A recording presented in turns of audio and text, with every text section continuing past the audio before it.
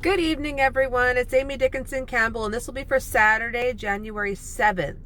The space weather report for Saturday, January 7th. I apologize for being a little bit behind the power curve, but I have been out all day.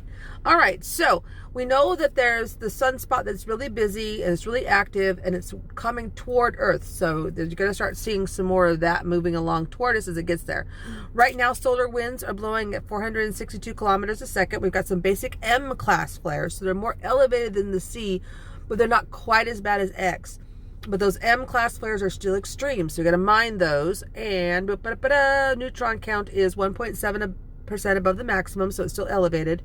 The M-class flares are running a 35% chance of M and a 20% chance of X because that sunspot's getting closer to us, getting closer to Earth facing. Geomagnetic activity is 20% activity in the mid-latitudes and 30% severe activity at the poles. So that's going on. Yesterday, when I looked at the asteroids, there wasn't anything for like 4 more days or 5 more days. Let's see if there's any changes to that. Yeah, still nothing. All right.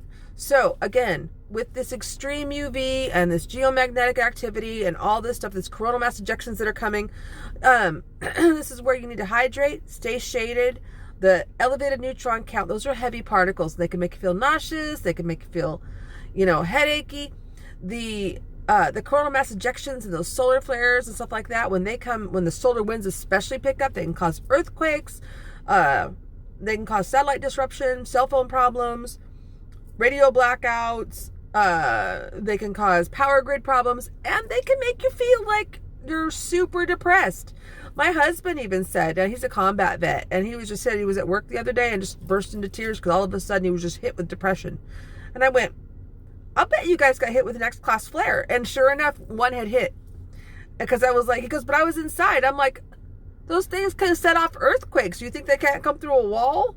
So he went, he goes, and I crave an orange juice too. So he went and bought some orange juice. Someone had asked me any kind of orange juice. Now, obviously you want the stuff that's got regular orange juice sugars in it. Tampico and Sunny Delight are pretty heavy in the sugars. And so they're going to have more fast-acting sugars.